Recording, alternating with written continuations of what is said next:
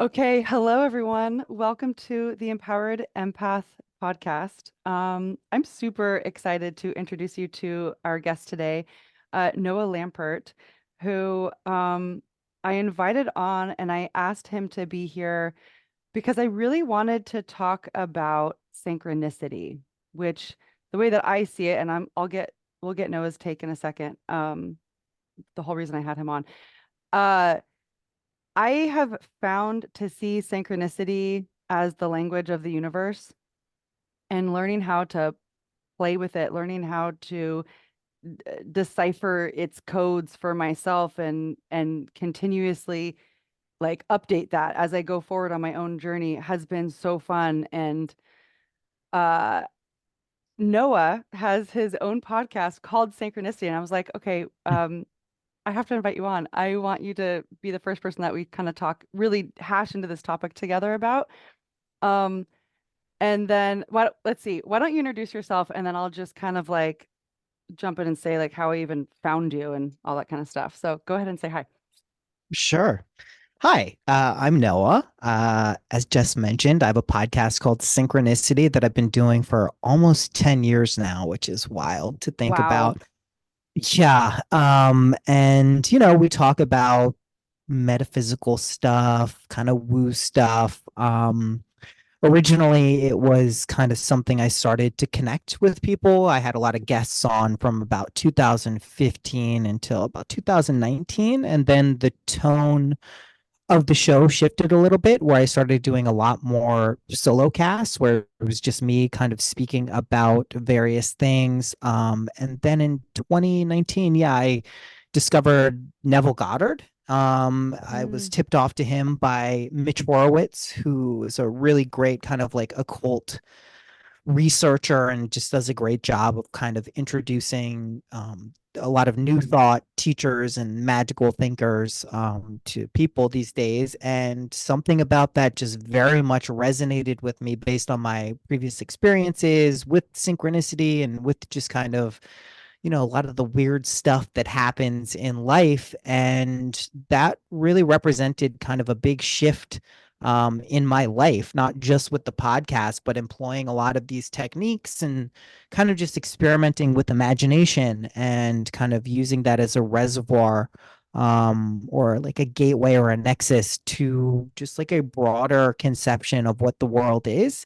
And yeah, it's just been kind of like a guiding principle of my life since then. I think for always, but I had kind of like a language in which to understand or like dissect what a lot of my experiences have been. And then, yeah, I mean, from there, it's just afforded me a great opportunity to connect with a lot of like-minded people and just kind of, test this stuff out like in the laboratory of our lives. And it's just been like a really amazing kind of experience. And I'm forever grateful that, people tune in to listen to me talk about this stuff, and I constantly am getting feedback and communications from people how it's helped them, and that's kind of always been my intention.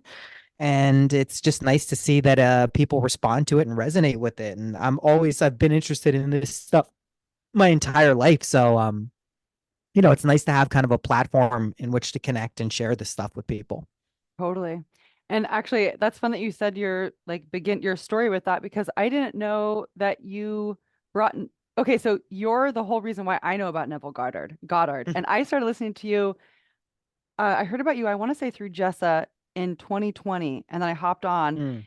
and you were talking about all this Neville Goddard stuff, and I'm like, who is this Neville Goddard stuff? And one of the things I liked about the way that you deliver it is there's like you have the way that I perceive how you talk about this work is you have this way of weaving the divine profound with like fun relatability and like kind of weaving that together in like your own tapestry, which is very much my vibe too, which is I just find this divine stuff like the juice of life, but I also like have kids and I, like to chill and I don't like to take life too seriously, but it also is the thread that I see everything through. So, Yeah. but then did you have synchronicity? was it named Synchronicity for the last decade, and then Neville Goddard came Yeah. online, and then it Hmm. just enhanced the whole thing. Yeah, pretty much. I named the show Synchronicity because I've been like an avid fan of Carl Jung for most of my life. I started reading a lot of Jung's works when I was like 14, 15, which is not normally what Wow, you're doing as a 14 or totally. 15-year-old, but yeah, it just always resonated with me, the idea of the collective unconscious and just archetypes and just kind of the way he applied aspects of analytical psychology to kind of the numinous divine aspects of the world. And so that's why I named it Synchronicity. And a quote that always stuck with me from him is that synchronicity is an ever present reality for those who have eyes to see, which essentially is Mm, saying that everything is a synchronicity all of the time. It's just if we can right. recognize that or shift our awareness to recognize the validity and truth of that, is when we start to see and experience synchronicity more in our life, or seemingly more. So yeah, I mean, I named it that before ever coming across Neville Goddard. I've always had kind of like interest in contemplative sciences and metaphysics. I was very much into like Buddhism and Bhakti yoga. I worked with Ram Dass's Love Serve Remember Foundation from 2012 to about 2016. And just, have always been interested in a lot of this stuff, non-duality, Advaita Vedanta from like the Yogananda, Swami Vivekananda schools, and just have like kind of been drawn to this in a lot of ways. And then like, outside of just like an interest in like reading, like there have been experiences in my life that have kind of validated that there is some connection to this stuff that is somewhat inexplicable, that I can't rationally, break down and be like, oh, well, this is why I discovered or found this. So sometimes it feels like this stuff is kind of placed before you, and there are these threads that when you track back, and that was very much my experience with Neville Goddard, especially the way he spoke about Jesus Christ. Like I Hmm. grew up Jewish. I have no real relationship to Christ. I was not taught about Christ. Um, and I've had experiences in my life where I remember distinctly, I was like, I'm pretty sure I'm Jesus Christ. Like, that's really weird. I don't understand how that can be possible. I understand this is a person. I don't know why I'm even feeling like this, but it was such a felt truth for me. And like one of the worst things you can do, by the way, is if you feel like you're Jesus Christ, is go and tell everyone that you're Jesus Christ. It's like a one-way ticket to like the loony bin. Which I did. I didn't go into the hospital or anything, but people were definitely freaked out when I started talking about this stuff. But Hmm. one of the things Neville Goddard was talking about is that Jesus Christ is your imagination, and it was not a man, was not a person, which, there's debates about, and you certainly can have different ideas about that, but it is your imagination. And what Christ is a psychological allegory for the realization that you are creating your world primarily through your imagination. And so that this world you see in front of you is quite literally your creation. Like your consciousness is manifesting and evoking and projecting your beliefs, your emotions, your feelings onto what he would refer to as the screen of reality. And when I heard it kind of put in those terms, it started to make a lot of sense to me why I felt like I was Jesus Christ. And it didn't make it seem like this weird thing that I couldn't kind of reconcile. And then as I delved deeper into his teachings and his works, he basically makes the statement that all characters, he was primarily interested in the Bible and Christianity, but all characters and figures in the Bible weren't historical figures, but are psychological allegories for states of consciousness that we move through. And I expanded that and kind of looked at it past the Bible, but like looking at things like the Ramayana and all these other spiritual parables and from different cultures and religions and belief systems. And when you look at them through the lens of psychological states, it really kind of unlocks the secrets and kind of the wisdom behind Hmm. these, because like I think a lot of people look at the stories in the Bible or somewhere else and go, well, this can't be true, this is ridiculous. And I think that's kind of fair, but also I think it's kind of wrong to just like throw the baby out with the bathwater and say there is no truth or wisdom in that because the stories don't make sense. And so it's kind of this nice middle ground where you can recognize the wisdom and truth in these stories and parables and just lessons that are in these religious or metaphysical texts, but not have to believe that, like, none of this is true. It's like none of this makes sense. And I think that to me has always resonated because I don't think it's an accident that the Bible and all of these texts and things have maintained their hold on people's psyches and consciousness. And I don't think it's just like a manipulative tool to control the masses either. That also doesn't make sense to me. So it's kind of like finding that happy, harmonious place in between none of this is real and it's literally real. And Mm-hmm. that is where I kind of like to approach this stuff from. And the more I do that, the more it makes sense and the more it kind of serves me in my life. And I'm able to communicate it in a way that is hopefully relatable and isn't kind of just like on a pulpit, like preaching and like a sermon to people, which is not really interesting to me. So, making it practical is a big part of what I try to do. Yeah. Yeah. Same. Um, okay, a couple things. I'm like writing notes while you're talking because I'm like, okay, I want to talk about this and this. Yeah, sure. But like, okay, before I'm gonna ask you to go back to a piece, but before I do that, you brought up the idea that like it could be like this tool of manipulation. And it's so funny because like on two levels, like on one level, yeah, I don't think that a I don't think it's there for manipulation, but on another level, I think that there are humans that take it and use it as a tool of Yeah, manipulation. of And then course. hence there's cults and all the things. Uh, and I mean, I even have personal experience being in like a very unofficial but very real spiritual cult for about 2 years in my early 20s. And it was like Mm, all this stuff, like I was so naive and thinking that all of the things that like you talk about in your podcast and I talk about on mine were if anybody was privy to these ideas and these concepts that somehow they were elevated to a higher state of consciousness and could not hurt me and could not lead me yeah. wrong. And Yeah. I could not have been more wrong. And so I Yeah. then went and gave all of my power to this one person and said, lead me without not of course thinking that that's exactly what I was doing, but and then she was using these principles and these tools to Yeah. basically keep me tethered to her instead of helping Yeah. reflect back my own uh wisdom, my own guidance. And like that's one of the things that I really have liked about finding things like, other folks like yourself and Jessa and Ramin and all these folks out here who are talking about this stuff. It feels like these fun sort of like if you're in like the universe and you're swimming through the universe playing with these concepts, and then it's like almost like I've never been to Burning Man, but like happening upon an island of someone's art like in the desert or in the universe and being like, oh my God, I resonate with what you're saying. And Yeah. so that's what I want to kind of that's what Neville Goddard was for me, was kind of playing with these concepts and then stumbling upon his work through your mentioning of him being like, oh my God, I can see it so fucking clearly.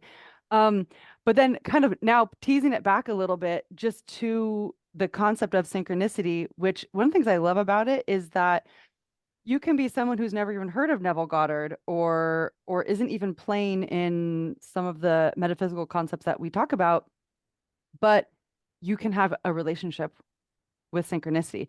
And that is Yeah. really interesting to me. Like someone who doesn't need to have read books but can have a sense and a feeling. So going back to that, like the minimalist structure of synchronicity, like how would you define, how would you describe like what the hell is synchronicity anyway, and why does it matter? Yeah, good question. I mean, I think, right, it's like an acausal relationship between two or more things in your life. So that could be anything from like a precognitive experience that lines up to thinking of someone and then they call you on the phone, or talking about a butterfly and then a butterfly lands on your hand. Like these are all examples of synchronicity. And I think the function of it, or what it appears to be, is to open us up to a broader conception of what reality is. Because Mm, typically, the way we function in our waking life is relatively logical, right? It's relatively analytical. A plus B equals C. You do this and you get that. And that's our experience. And it's very functional and it makes a lot of sense. And I'm not someone who bashes or is pejorative towards the ego, because I think it's how we have to navigate this world. There's a lot of reasons that we have a logical analytical part of our brain, and it serves us quite well. But if we get too locked into that perspective, we miss a lot of kind of the magical numinous things that are going on around us. And to me, that's always been a particularly exciting facet of reality. Like my juices get flowing, the Shakti, the Kundalini energy starts, tingling up my spine. And that's always been something I've responded to and means a lot to me. And synchronicity seems to evoke that quite powerfully when we experience it. And I think it's also something we can encourage and become more aware of. It's not just something that happens randomly and we just have to wait for it to take place. There are things we can do to kind of put us on a path where we become more aware of it, right? And like I said, I do believe it is omnipresent. I don't think this is something that just happens once in a while, but we do need to kind of tune or get familiar with how to tune our vibrations, our consciousness, to be aware of it. And I think when we become aware of it, it opens up a broader dimension of reality, which I think is more accurate. It's more holistic in terms of like what is actually going on here, because it's very easy to get just kind of focused on the mundane day-to-day aspects of life and forget that there is this broader kind of amazing universal energy that supports what we experience, and then trying to figure out what our place is in the world, these existential questions, and how do we integrate with other people, and how much of this is our consciousness creating our reality, where's the dividing line between other people and beings and ourselves. And I think those are important questions, and I think a lot of people are in this existence in duality, to kind of understand that and play around with those concepts. And it's not like we eventually like figure it all out. I don't think that's the purpose, but to kind of broaden our awareness and perspective of like what this place is, and then ultimately to enjoy that, right? And enjoy doesn't just mean have like pleasant experiences, but it's to broaden our conception of what this place is, and that includes suffering and quote unquote negative emotions, and seeing like, are these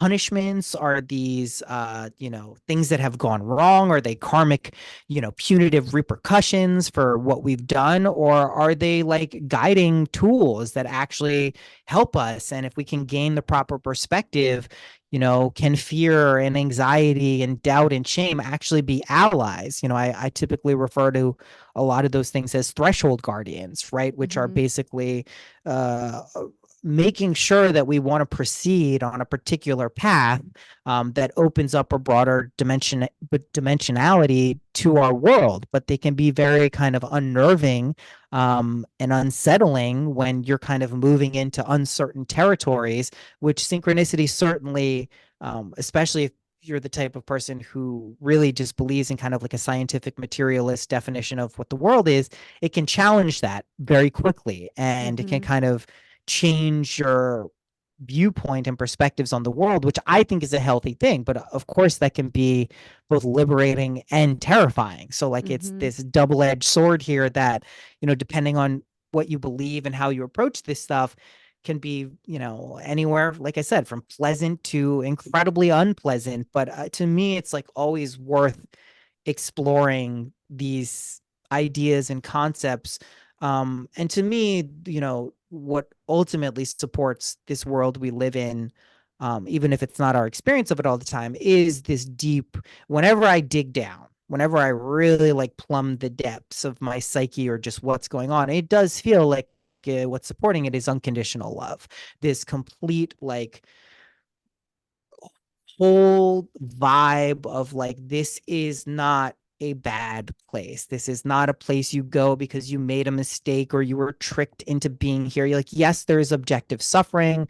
There are horrors of the world. There is death. There is dying. There is sickness. There are all these things. There's tragedy, but it does feel like the basis and the support for all of this is this deep, profound, unconditional love.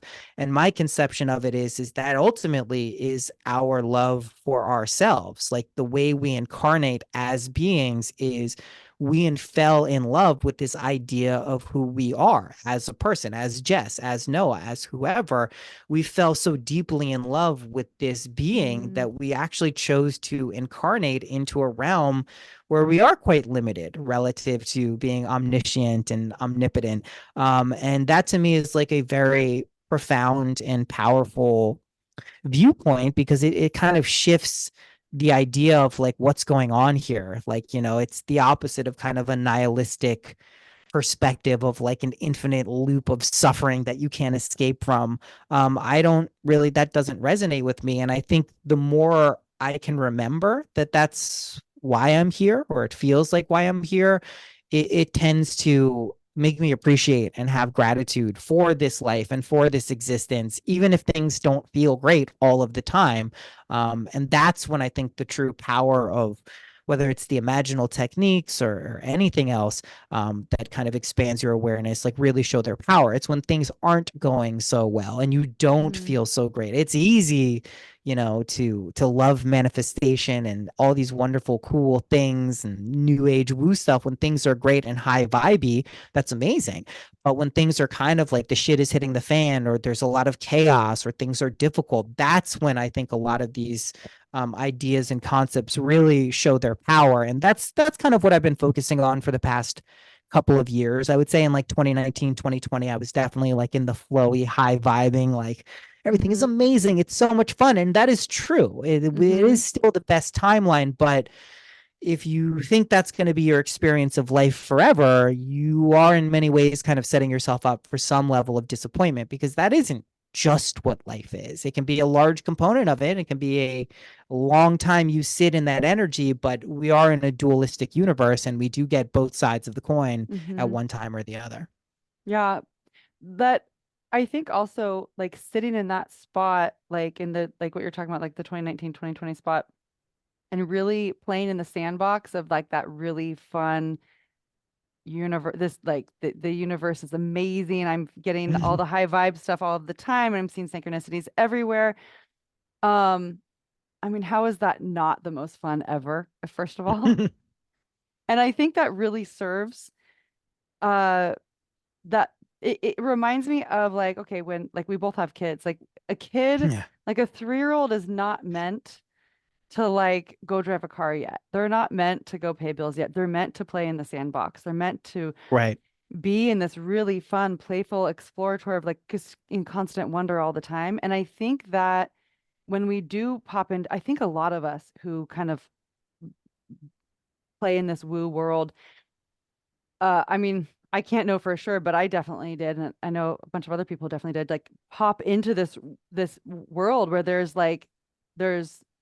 infinite magic, there's synchronicities abound, and then it's like this is what it is. I've found it. I've found the Jesus cup or whatever, Yeah. and never, and this is it. Now this is hard stop. My life is going to be like this forever. Yeah. Yeah. But like playing with that and like even believing that for a time, I think serves so well to download this new it's because it is a new concept because like my parents didn't teach it to me to really download this concept so that when shit does hit the fan, we have something to lean on. Because at minimum 95% of our mind is subconscious. I mean, some people say it's 5% is conscious, but I mean other people say it's like less than 1%. Yeah. But like Yeah. when shit hits the fan and you haven't been practicing really playing in the sandbox with this stuff, it's very easy to revert back to the old patterns that some of the maybe the shittier ones that have been passed down for generations and not lean on these fun practices. So like laying the dopamine track early on, I find is a winning tool.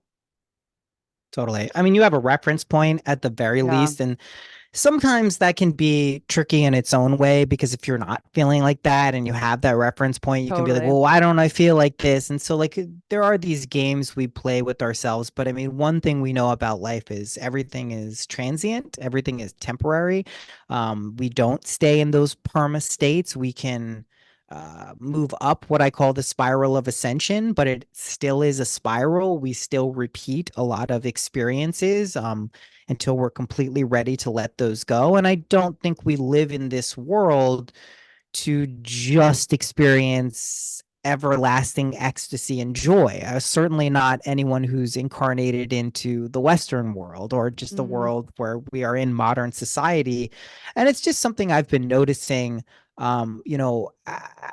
After I spoke about a lot of these things, I've seen a lot of like manifestation coaches pop up and like people, talking about a lot of the same things I had been speaking about. And it took a friend of mine to actually point this out that, a lot of these people are in their early 30s or maybe their 20s and like maybe they haven't bumped up yet against some of the real challenges that you can experience either with kids or death or sickness or whatever.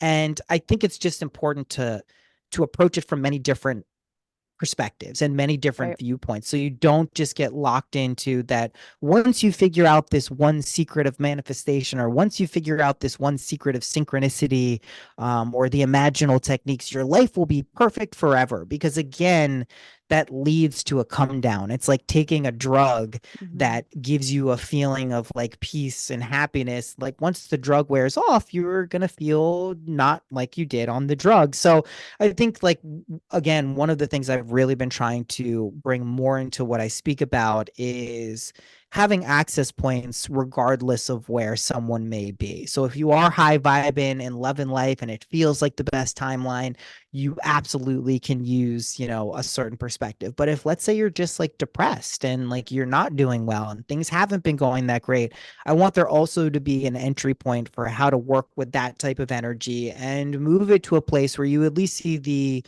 opportunity or opportunity for growth or functional aspect of those states as well, rather than judging them as like some malfunction of your mind or your consciousness, because that's not what I believe is going on when we feel like that. And I think it's important to acknowledge that. Like one of the things I try to do and I would like to see more of from like the community that's out there that speaks about these things is being more transparent and vulnerable and honest, and not just portraying a persona of like everything is amazing, my life is perfect, like I found meditation and now I'm the most peaceful person ever. It's like, yeah, sure, like what happens when you get in a fight with your significant other, or what happens when your kids are driving you up the fucking wall? Like there's like I like to see humanity. I like to see authentic versions of people and not just one element of. And you can be going through that like in 2019, 2020, people probably thought that that was like a persona I was putting on, but I genuinely felt like that. And it's not in Hmm. any way to knock anyone who is feeling amazing at any time, but also to acknowledge that there you may not feel like that all of the time. And what do you do when you don't feel like that all of the time is equally, if not more valid of a question for a lot of people, because the world can be very difficult and challenging for people. And if you have even the awareness that your thoughts and feelings and emotions create your reality, that can add to that feeling of kind of depression or suffering, because you're like, oh no, like I'm thinking these Hmm. things and it's creating a world that I don't want. It's like, what do I do to stop it? I can't stop it. It's like, well, what do you do in those situations to kind of like reel yourself in and get into a mind state that is going to be functional and opens you up to the magic and like, amazing aspects of life. So that's kind of like where my focus has shifted. And I just think it's a maturation process, to be honest. I think it's an inevitable process of walking any type of spiritual path, is like you get the whole thing. Like we think like when our awareness and consciousness gets expanded, that's just going to mean more love and light and more utopian vibes. But what it actually means is that you're just going to be more sensitive to everything. And that includes things that maybe aren't pleasant and, have to do Hmm. with tragic circumstances. So it's like that should be embraced as well, and not kind of like pushed to the side or like try to eliminate it from our lives, because I just think that that leads to a you know, a disappointment, Mm-hmm. expectations that are Mm-hmm. set where you're going to feel like this forever.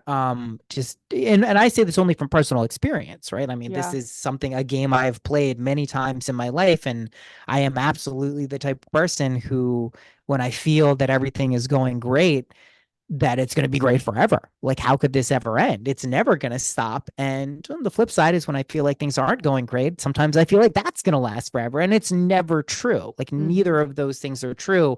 So it's like, how do we walk the path with more like balance and equanimity and just kind of like harmony in our lives? So, regardless of what the circumstances are, we have kind of like a gracefulness to us as we like approach whatever is going on in our lives. Okay, so there's two things I want to speak to. I want to talk about the depressive side in a second, but I also want to speak Yeah. to, like, I've been thinking about this a lot recently, like your podcast episodes that you did in 2019, 2020, they still live on. And Yeah. like I remember listening to you, like there was such an authenticity in your voice. There was such a passion in your voice. There was so much energy behind the words that you were saying. And that really mattered to me at the time. And it reminds me of, like, as someone who creates content, puts themselves out there, I'm constantly changing, I'm constantly in flux. And there's that idea of I'm growing. I know that an idea that I put out there for all the world to see, I'm going to grow out of in 2 seconds. But Yeah. can I allow that idea that felt really fucking authentic in the moment to stay there and live on for anyone else who needs and wants to find it at the time? So it reminds me of songs. Yeah. Like we have songs for that depressive side when we really need to just go into that more primal state and just Mm. cry and be there and just fucking, like, let it all move through. And then we have those up songs when we're like grooving with a bunch of people and we want to be dancing. And then we have the low vibe. I mean, we have it all, and they all serve a purpose for whatever we want to experience or need to experience at the time. So like I I love that those past versions of you, that we could even call them, quote, more less mature versions, live on Yeah. because they're really, really important. It's kind of like a musician who recorded their art in the 70s, and my husband and I are listening to those songs and just getting high off them, you know? Yeah. And they've grown Yeah. out of them long since, but they matter to us, and they kind of keep that, like, that vibe going. Um, Totally. Yeah. so I want to say that, but then I want to go to, like, the depressive side, because that piece, I think, like, when you've stumbled into synchronicity because it really resonates and it feels really fun, and then you're just laying the track for that over and over and over again for however long you dip your toes in there. That's great, awesome, amazing. However, what if you stumble into like a big depressive period, and there is a part of you who maybe you see a friend or you hear a podcast and you're like, wow, if I wish I could think of the universe like that. I wish I could, that would be really Yeah. helpful, but I just can't authentically get there. Like, what Yeah. would you say to that person who's like synchronicity curious? I Yeah. don't know, I you mean, know? I that's a really good question. I mean, and it's something that, I have dealt with myself and I see other people ask this question. I think the first thing you have to do when you're feeling like that is be very careful about comparing yourself to other people who maybe seem Hmm. like they have that figured out or are vibrating at a different frequency and feeling like I'm not doing that yet, because then you're immediately telling yourself a story of how you're not that. And that is definitely getting fed to your subconscious, and your subconscious will feed you that, and your experiences and your relationships will validate that. So just like it's always very important, we hear it a lot, but to cease comparing and judging yourself or other people, because this just doesn't serve you. And then it usually comes down to very basic and simple things that one can do in their lives. For me, that has to do with physical movement, exercise, getting out in nature, listening to music, hanging around people who feel like they have a positive impact in you, practicing practicing as much gratitude as you can. So even if you feel like you don't have a lot of things to be grateful for, just taking stock of what you do, because there's always something, even if it's just being able That's to huge. breathe. Yeah. Yeah, like that's such an important thing. And then it is just the level of consistency and building up some type of habit that you can commit to, whether it's daily or weekly or monthly or whatever it is, where you can practice this and use repetition. I mean, I'm a big fan of the formula of repetition, faith, and expectancy. So Mm, doing something over and over again to kind of develop the muscles. Faith, I use Neville Goddard's conception of that, which is loyalty to the unseen world. So it's, you may not experience it, you may not see it with your senses, but knowing that there is something and you are going to be loyal to that concept, which maybe hasn't shown up yet. And then expectancy, right? Really feeling that something is going to happen. And in the same way that maybe you would carry around like the scent of a fragrance, right? So if you can imagine the smell of a mm, rose in your mind, kind of carrying around that something is going to happen to you with that level of kind of attention or awareness, mm-hmm, not clinging to it, not demanding that it mm, happens, not getting disappointed if it doesn't happen on your time frame, but having that idea that this something is going to happen. And then maybe initially it starts as you kind of feeling like you're just being delusional, but over time it does start to build up and you start noticing things that are validating that. It's the same way if someone says, "Hey, like, have you seen any red cars on the street recently?" You mm-hmm, start looking for red cars and you mm-hmm. start noticing more red cars. So, like, you train yourself in a way to kind of expect things to happen to you and, in a way that would be nice for you. And then slowly but surely, those things tend to happen. And then a very important aspect of all of this stuff is being persistent.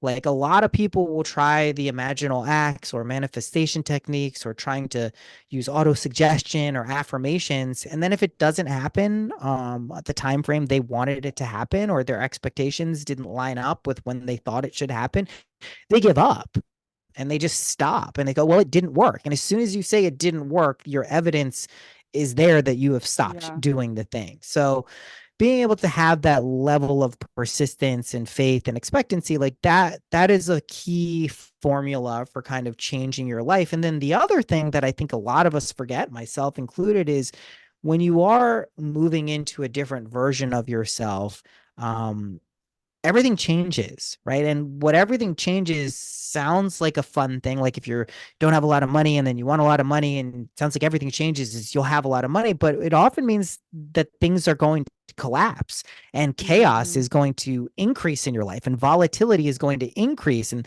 things are going to fall away and just completely different circumstances. And rather than reacting to those situations and experiences as though something has gone wrong, recognizing them as kind of necessary prerequisites and precursors for your life beginning to change, because you can't be the same person with the Right. same mindset if you want a different version of you and your life. But we don't really usually think of that. We just think of, oh, I'll be the same person. I'll just have these other things, or I'll think a little bit differently about this. And that's just not how it works Mm, ever. Like it fundamentally shifts your life. And I always, try to give the caveat that like when you start playing around with reality stuff, like, whether you want to call it timeline jumping or shifting dimensions, like your life will radically change. And it may not always be what you expected it to be, but you have to be prepared for your life to look and feel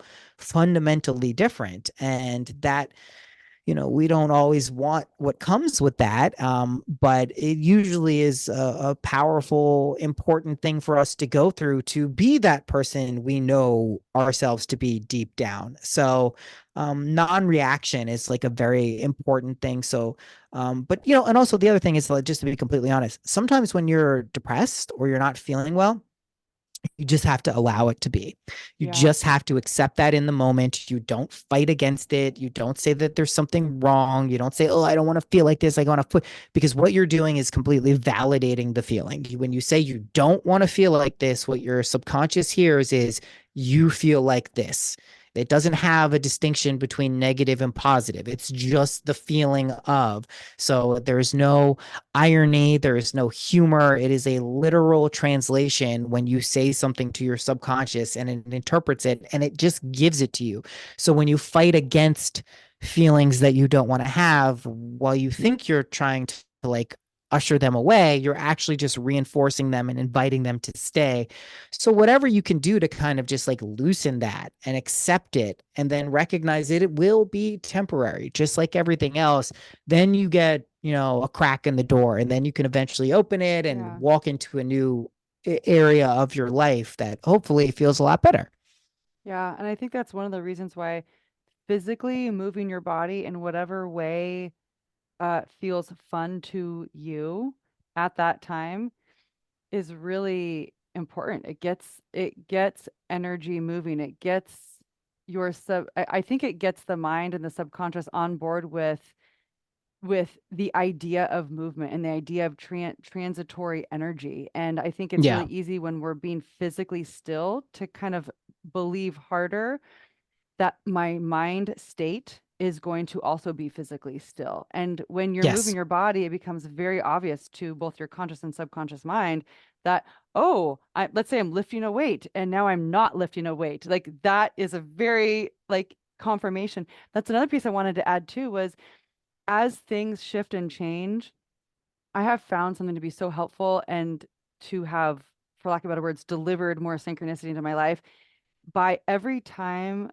I notice a synchronicity, I acknowledge it, even if I'm talking to somebody and all I do is acknowledge it within in my own brain. I go, thank you, universe. I got the message. I hear you loud and clear. Or if I'm by myself and I get a synchronicity, like I will jump up and down and move my body and like yell and scream and I'll be like, I fucking heard you. Yes, yes, and more, please. And I think that the recognition, you could call it celebration, but at least the recognition is how we pattern more of that. And Totally. I used to get it backwards. Like in my early 20s, when I was like, ooh, signs, like, yeah, signs from the universe. Okay, let's do this. I would seek out like I would get signs and expectations kind of like backwards, where I would like expect like I like how you described it like the scent of a flower. It was almost like I would look Yeah. for the hard cop like the one-dimensional copy of the physical flower instead of the more multidimensional of a smell. And I would like look for it. And all of a sudden, it's almost like I could feel like even like my eyeballs were tense, my brain was tense. There was so much less flow in my psyche because I was like looking for it. But when I let's see, when I am open to the flow, and for what helps me is like if I can just center on my heart and breathe, keep it fucking simple, center on my heart and breathe, Hmm. open to that flow, then a synchronicity comes. Like I was just saying this to somebody the other day. I can get a synchronicity through looking at the trash can now. Like Hmm. it doesn't need to be some like sacred text, although sometimes it is. It can be like my kid. I have a podcast episode where I was talking about how, oh my God, my 10-year-old will sometimes like go on these 15-minute monologues about what he did in Minecraft dungeons or something. And synchronicity, synchronicity. It's like he is this portal of the universe. He's just talking, excited. And I'm like picking up messages that I needed to hear about a shift I needed to make in my own business or something. Totally. So Totally. I think also playing like finding what feels like, too anal retentive, looking for signs and being like, ooh, that was a little too much. And then kind of playing with the flow of it, is also really helpful. Yeah, and a big saying I'm a fan of is signs always follow, right? That is, Mm, they don't precede anything. They always follow an internal shift in our consciousness. That's when they show up. We tend to right. think of it like, oh, God or universe, give me a sign of something. It's no, that's not really how it works. It's an internal shift and belief shift that allows those things to show up and your recognition to be like, oh, there it is. And so when we Yeah. think of it like that, then we can say, well, we've already done the work. We've already done a lot of it because that thing is showing up for us to be aware of it. And yeah, they'll come from the funniest, weirdest places at times. And sometimes they'll be like deeply profound and mystical. And it's, but sometimes it is just the mundane stories that our kids can be telling us, or just like some weird thing we saw on the street. And they're all equally valid. Like, if Yeah. I think that's why a lot of people get, a lot of wisdom from like psychedelics, because it just so fundamentally shifts our normal waking consciousness that we become more aware of these things that are around us. It's not just the drugs Yeah. doing it. It is Yeah. these things exist around us, but we usually don't have the ability to perceive those things, because we are just caught in the tunnel vision of our lives. And so that's, I think that's why people like psychedelics and other mind altering substances, because they give us this ability to just be tuned in to things that are around us that we may not normally be able to see. And that can be very useful. Like an update. It's like taking the etch a sketch of our programs that we were given from when we were young and Yeah, just like shaking it so that it's totally. clear. And then you have your experience on the psychedelic, and then you get the opportunity in a really big way to like rewrite that narrative and then pop out and be like, that was real. I have Totally. a download there. Yeah. Yeah, absolutely. There's something I was going to ask you before because I cannot believe how far we're like 10 minutes from the hour. Something you were just saying that I wanted to okay. I want to end on this question because this was something I think this comes up for a lot of folks, and it certainly came up for me. And actually my husband, when we've been together for 20 years. So we were kids Mm. together and now we're 40-year-olds together. And Yeah. when we were in college, I was like really getting turned on to energy medicine and all of this stuff. And my brain was just exploding. And I was like, oh my God, did you come to him with a story? And did you see this and this and this? And I would like have all this passion, like looking him in his eyes and telling him all this stuff. And he would just look at me with so much love in his eyes and go, Jess, I think that was for you. And he was kind of the first person who reflected back. Like he wasn't trying to people please me and say, and he wasn't trying to connect my dots for him. He wasn't trying to validate by saying, yeah, I believe you when he internally didn't actually see it. He just reflected back, that was for you. And it was the first, I Yeah. really needed that. That was the first time that I was like, oh, not everybody can see what I see right now. And that's okay. It Mhm. doesn't mean that they're not tuned in on their end. It just means this was for me. So I need to follow Yeah. whatever this felt like. So like how would you describe to folks who like are I don't even what is the question? Like receiving signs and they're so stoked they just want to share it with the world and maybe are fumbling with the thing of like trying to convince like, hey, I'm going to make this really big change in my life. So I'm going to convince these folks in my family that this is the right Yeah. decision by telling them all the synchronicities when maybe that's not the way. I don't know. What do you think about that? Yeah, yeah, yeah. I totally get it. I've approached this in many different ways throughout my life. I think generally it's a good idea to try to process things yourself before sharing with other people, because what inevitably ends up happening is your own internal doubt will be reflected back to you Mm, via other people. And it doesn't feel like your own internal doubt. It feels like other people saying, no, that's not right, or you're crazy, or that's delusional, or get your shit together. But it is your internal doubt. And part of the reasons that we try to convince other people of the validity or truth of what we've experienced is we want that validation. We want right. them to say, oh, yes, this is real. There you go. And you're the only person who can ultimately convince you of that. And yes, it is wonderful to share wisdom and share experiences, but it's the same reason that, like, people may go have an amazing, profound experience on ayahuasca, and then they go and tell some people about their amazing ayahuasca experience, and people are like, I don't like, what are you talking about? Like, I don't understand. Like, who cares? Like, what? You sound crazy. And so I just think, as a general rule, like, be confident in your own truths and certainties. And, especially when it comes to like imaginal stuff or manifestation, like, do it yourself first, right? After you have achieved something and after there is sufficient evidence, maybe then you can go and share it with people. I don't always practice what I preach here. I sometimes can be very vocal. I mean, I have a podcast where I talk about this stuff a Mhm. lot, but that requires a high degree of conviction and faith and comes with its own set of challenges if you're going to blab to everyone about what you're doing and how this stuff works.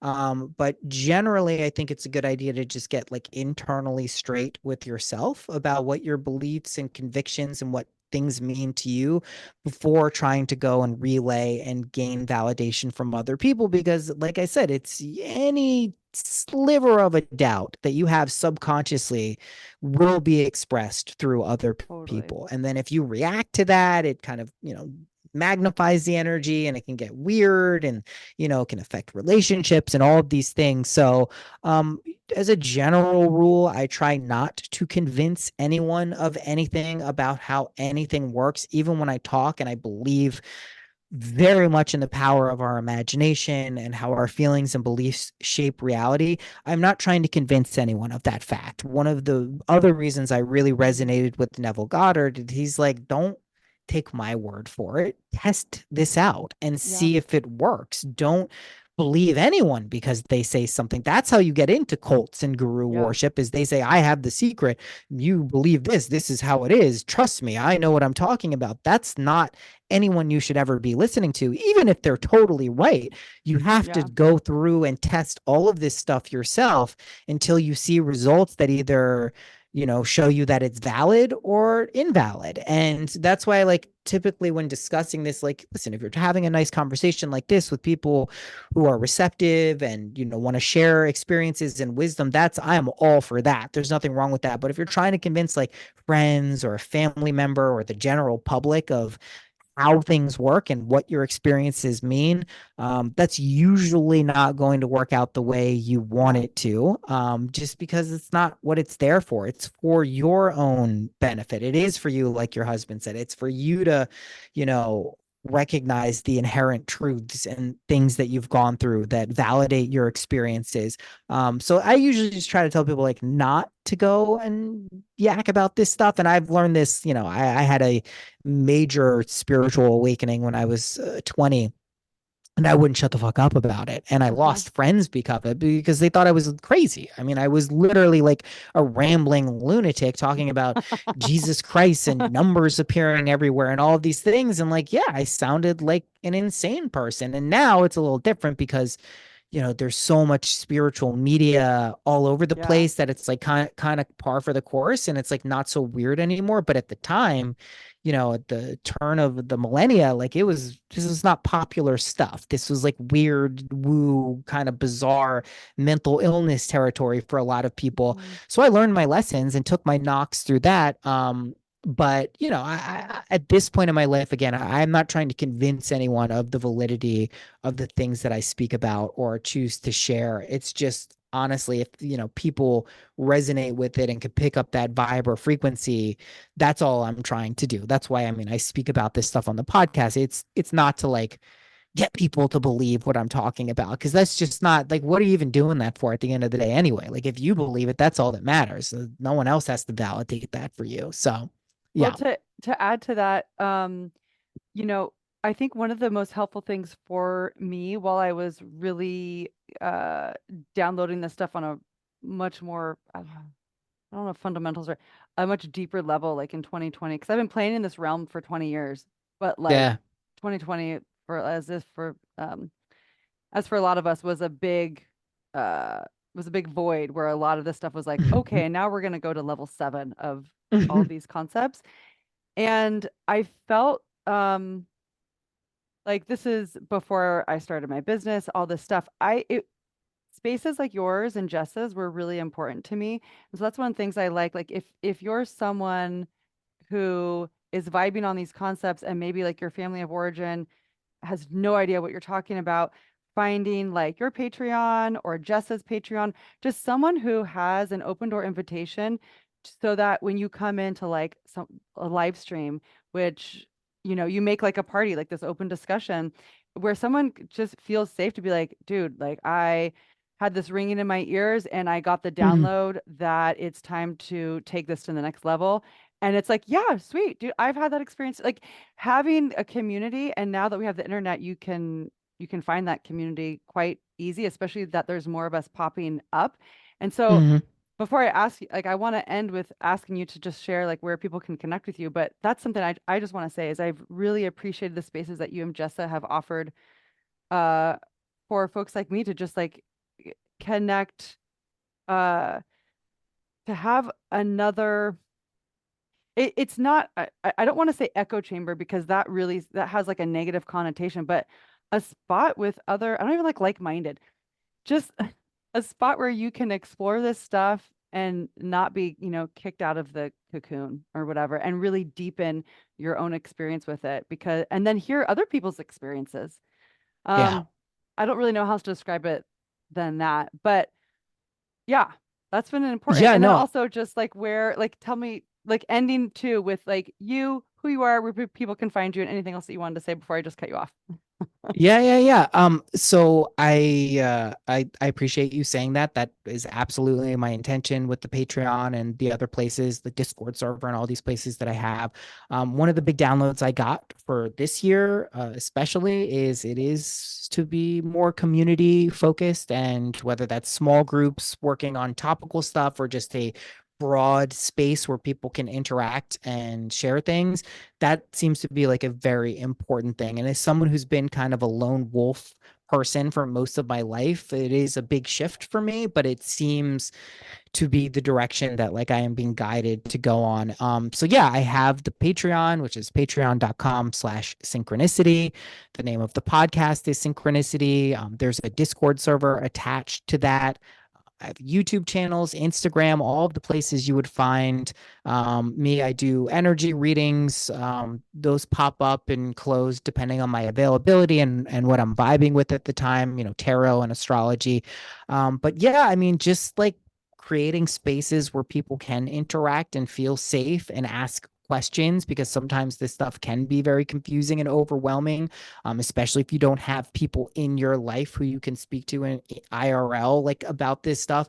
That's like what I've been trying to set up. I luckily have been blessed with like an aptitude for creating communities, whether it's my own or for other people, that seem to work. And I think that does stem, come down to like there's just like a level of authenticity I try to bring to it, whether it's good or bad, or like I just try to be myself and not hold anything back without oversharing, of course. But yeah, those are the places you can connect. And I just try to keep it like as real as possible, and an open door policy so people can, figure out what they want to figure out. And I don't have all of the answers, but I do have my personal experiences and, a lot of conversations, and I've done, thousands of readings at this point. So I've heard a lot of stuff and worked with a lot of people. And like I said, I'm lucky and fortunate enough that I've been speaking about this stuff for a long enough time that like I almost on a daily basis, I get feedback from people who are saying like, oh my gosh, this really helped, or like, this shifted something in my life, or I employed these techniques and then this amazing thing happened to me, or questions about like, what do I do in this circumstance? So, yeah, I just try to build on that type of stuff and, provide places for people to engage and like come together. And, I think over time that builds something that is actually quite effective in terms of like people feeling confident about themselves and their lives and their ability to create lives that are meaningful and fulfilling for them, which to me is what we're doing here at the end of the day. Yeah, So, yeah. yeah, absolutely. Well, thank you so much for coming on. Yeah. I've been looking forward to our conversation and sharing you with the folks in my drop of the pond, and just Mhm. continuing to let this ripple effect, you know, go, see where it goes. Totally. So thank you Yeah. again so much for coming on, Noah. I My appreciate it. pleasure. Thank you for having me. Yeah. Yeah. And to everyone else, I will see you next week. Thank you so much for listening. Mwah.